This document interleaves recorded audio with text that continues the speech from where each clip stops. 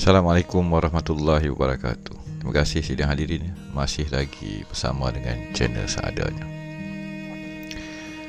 Baik, sidang pada malam ini adalah Sejarah Melayu dan Kedah, sebuah rahsia yang merentasi zaman, masa, detik, ketika dan kala.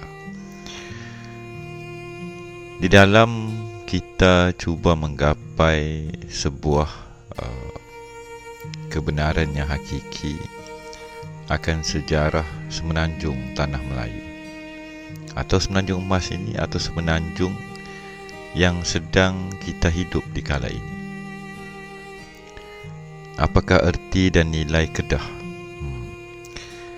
Kedah, kalahba, kueda, kalai, kala, detik, waktu dan masa. Sebuah dimensi dan pola pemikiran dan kefahaman yang telah hilang ditelan di zaman. Ada orang kata orang Kedah tu lagu ni. Jadi malam ini kita akan mulakan dengan tulisan J.T. Thomson yang bertarikh 1864. Di sebalik catatan penjajah tersebut, kita bakal merasakan, menjiwai dan kembali mengenal nilai dan permata Kedah tua atau Kedah di dalam beberapa dimensi nama, jiwa, rasa dan olahraga kejiwaan sebuah bangsa ataupun orang-orang Melayu tersebut. Lantas kita mulakan sejarah Kedah. Di dalam berbagai kata kunci untuk anak-anak warisan, untuk orang-orang Melayu menggapai kembali rahsia jati diri. Kedah bukanlah sebuah negeri. Kedah bukanlah sebuah negara.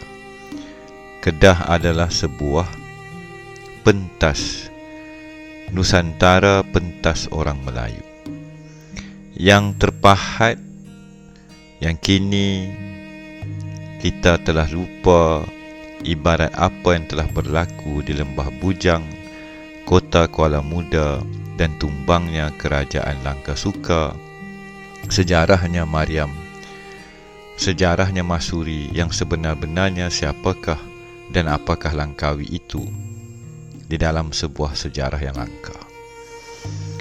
Sebelum kita memulakan bicara pada sidang malam ini, nama-nama muka bumi, nama-nama tempat, nama-nama orang pada suatu zaman dahulu bukanlah semudahnya dizahirkan tiba-tiba dan dinamakan sedemikian rupa. Terasnya kepada setiap nama yang dinamakan di dalam kesinambungannya sebuah warisan orang Melayu. Ianya pasti merujuk dan kekal di dalam daulat keramat, karamah dan hak menamakan tapak-tapak itu yang dikembalikan kepada ayahanda yang pertama. Jadi kita merujuk kepada Kedah History yang ditulis oleh J.T. Thomson itu. Jadi, a true and faithful history of Kedah from its foundation, daripada akar umbi atau teras dia. Jadi dia bertanyalah pada orang Melayu ketika itu. Maka dimulakanlah yang dikatakan The Annal of Kedah ataupun Hikayat Kedah.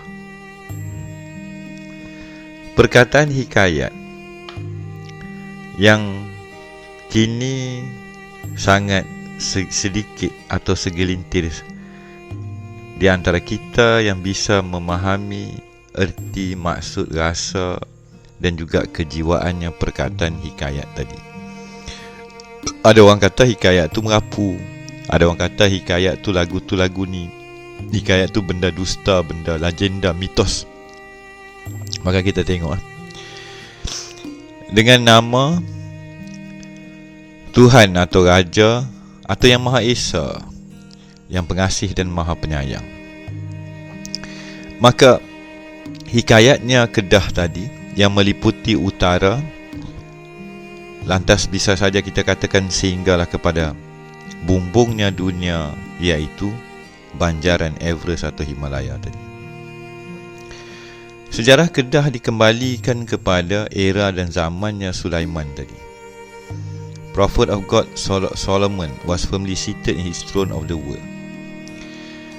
Di dalam sebuah titian masa pernah wujud suatu keadaan yang mana munculnya seorang hamba Allah yang dinamakan Solomon, yang memerintah dan berjaya memegang segenap dimensi kewujudan dan getaran makhluk-makhluk yang merasakan diri mereka ada erti kemerdekaan.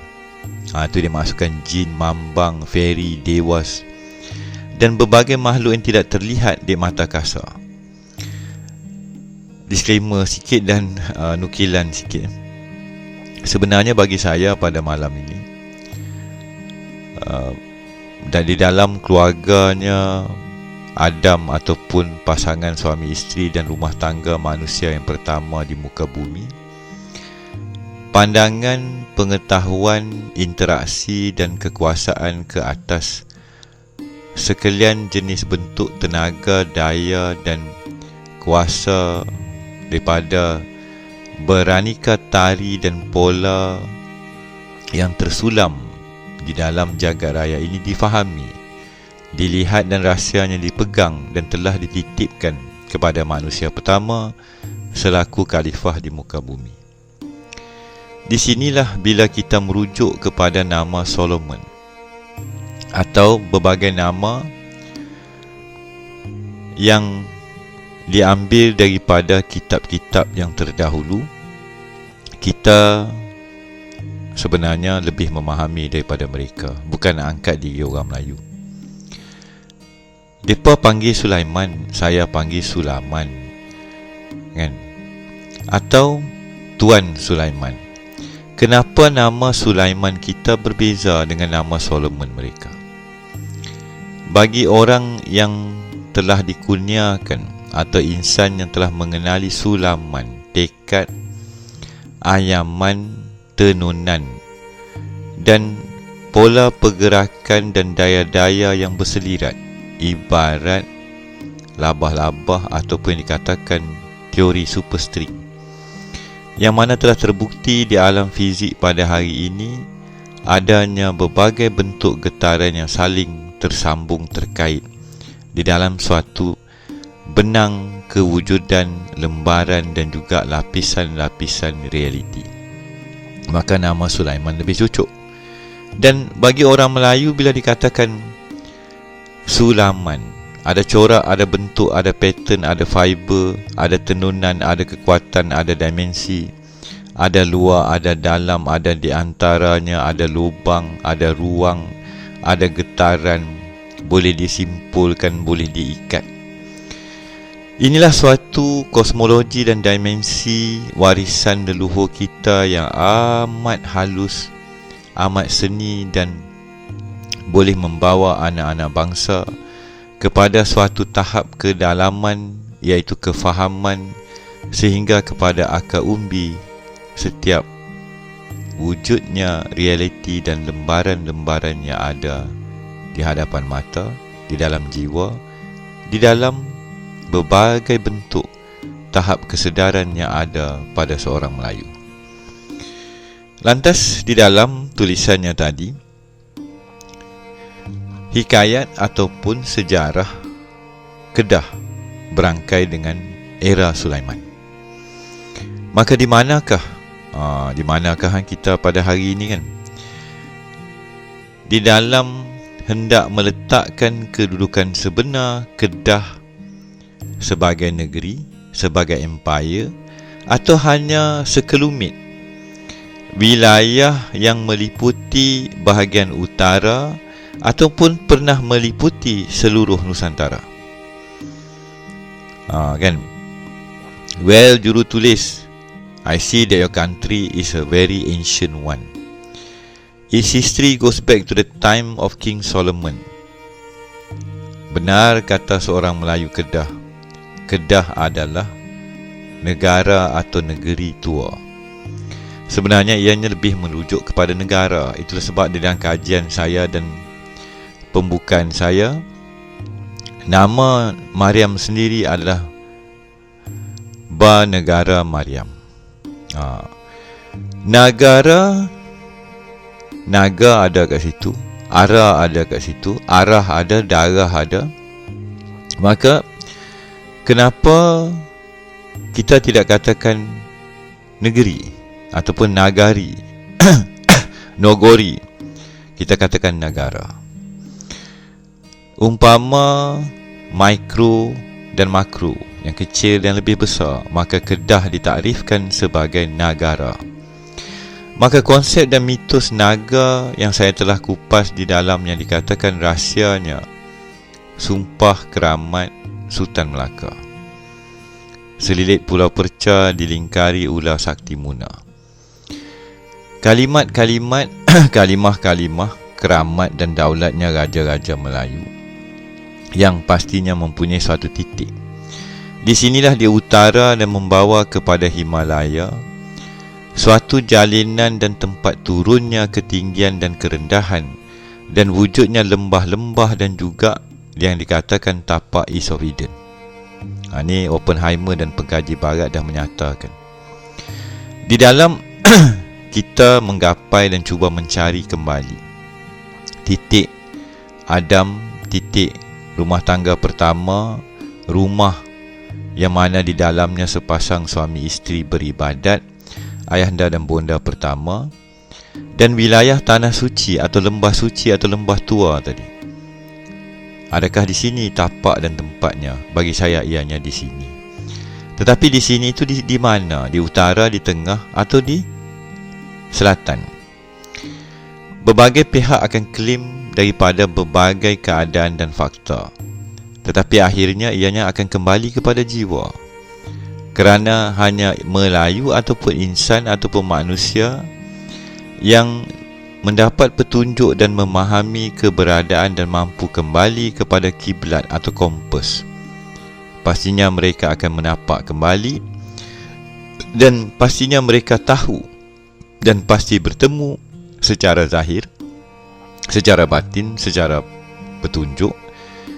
Dan semulia-mulia manusia itu pastilah akhirnya, sebelum dianya yang dijemput kembali, ianya telah hadir secara zahir dan batin di tapak yang amat langka dan tua itu, ibarat yang ditakrifkan di dalam berbagai wasiat, amanah, titipan dan peringatan. Kembalilah kepada kampung halaman kamu, kembalilah kepada kampung halamanku.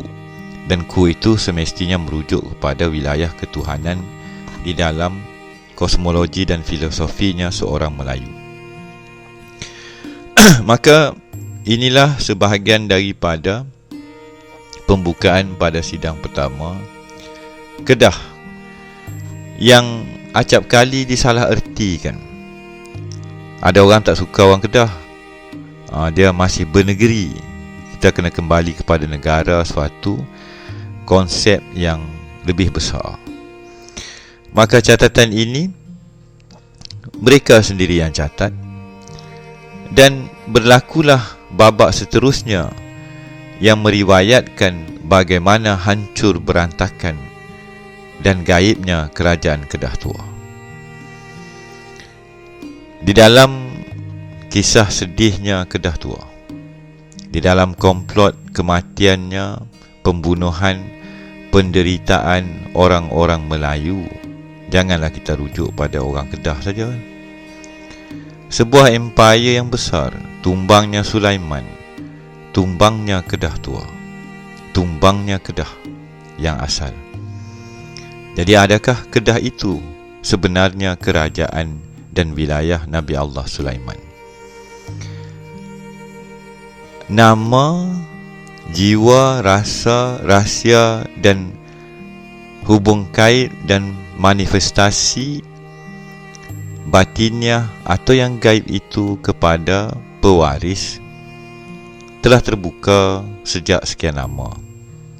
Ianya bukan benda yang tersorok, tetapi bagi orang awam ianya menjadi suatu yang perlu dicari, perlu dikaji, perlu digembar-gemburkan, sedangkan yang saya maklumkan tadi di tengah-tengah video, pencarian sejarah sebenar Kedah Tua, Langkah Suka, Tapak Adam adalah merujuk kepada perjalanan dan titian masa seorang hamba Allah di muka bumi. Beruntunglah mereka, beruntunglah orang-orang Melayu, beruntunglah anak-anak warisan yang di hujung usia dapat kembali ke kampung halamanku. Kita bakal bersambung dalam babak berikutnya.